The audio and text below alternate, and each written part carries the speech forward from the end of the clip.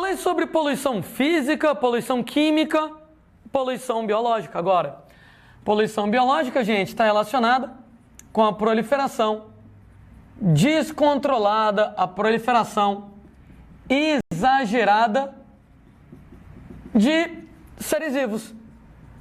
Claro, quando o culpado é o homem, né? Para falar em poluição, lembrem-se que a culpa tem que ser do homem.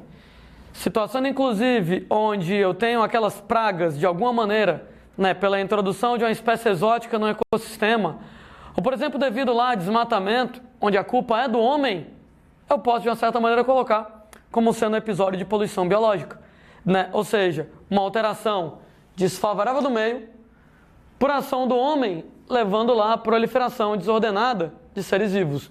Agora sim, né? Tem alguns casos particularmente importantes para a gente.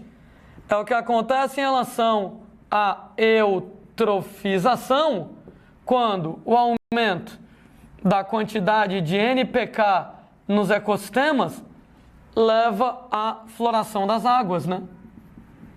Leva lá o aumento na quantidade de algas, ao aumento na quantidade de plantas aquáticas.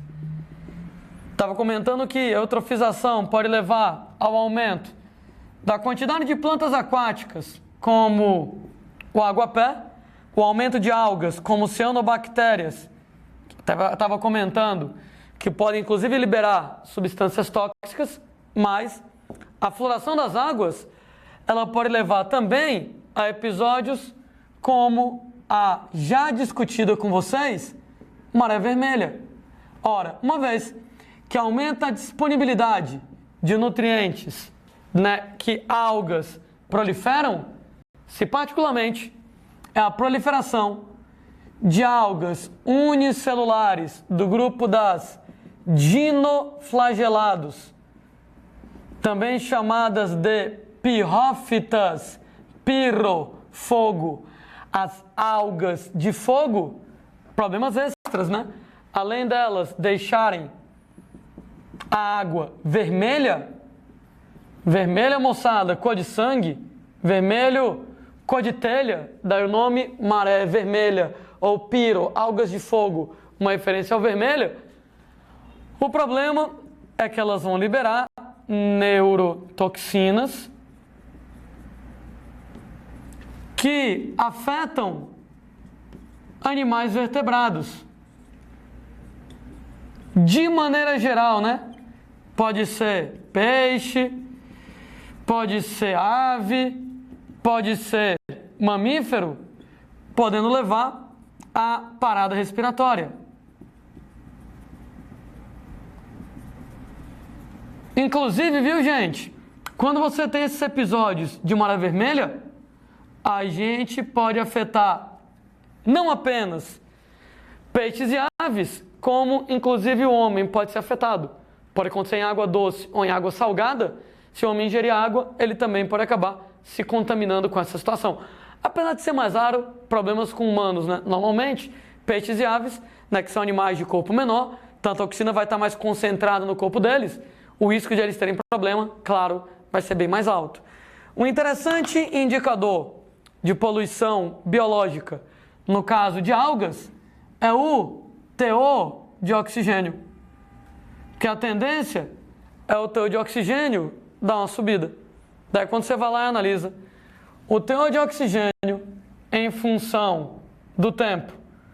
Quando a gente trabalha com eutrofização, por exemplo, se a eutrofização ela é devido à aplicação direta de fertilizantes nitrogenados à base de NPK, ora moçada, de maneira imediata as algas já proliferam, né?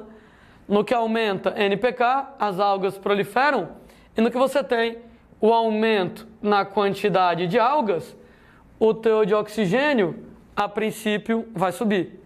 Agora, claro, né? Chega uma hora que a gente tem a morte das algas, a gente começa a ter a decomposição aeróbica da matéria orgânica, do cadáver das algas e com isso aumenta a DBO, né? E no que aumenta a DBO, diminui o teor de oxigênio.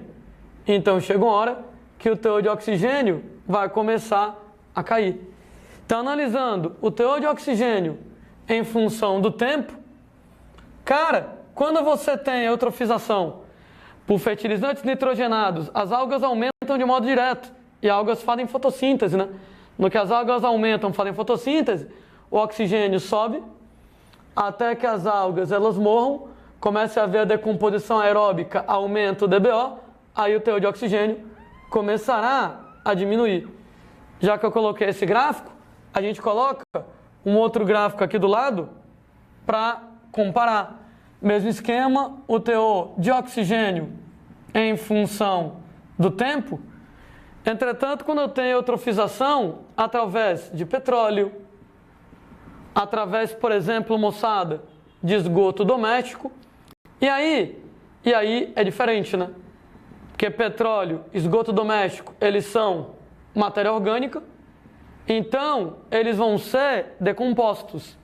De cara, a gente já vai ter um aumento na quantidade das bactérias decompositoras aeróbicas, como de cara, para poder decompor o petróleo e esgoto doméstico, vai haver um aumento na quantidade de bactérias decompositoras aeróbicas, de cara, vai ter um aumento do DBO, de cara, já vai ter uma diminuição no teor de oxigênio.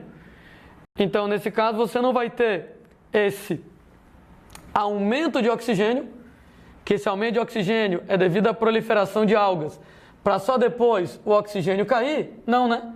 No caso lá de matéria orgânica, já aumenta os decompositores aeróbicos de cara, já aumenta o DBO, o teor de oxigênio já vai caindo logo de cara normalmente. Né? Mesmo havendo floração das águas, provavelmente, né, o aumento das algas da fotossíntese produzindo oxigênio não compensa, devido à grande quantidade de bactérias decompositoras aeróbicas consumindo oxigênio, e o teor de oxigênio acaba diminuindo. Gráficos que são bem bacaninhas pra gente, né? Particularmente esse aqui, de quando eu tenho poluição biológica por algas, né? Quando acontece neutrofização.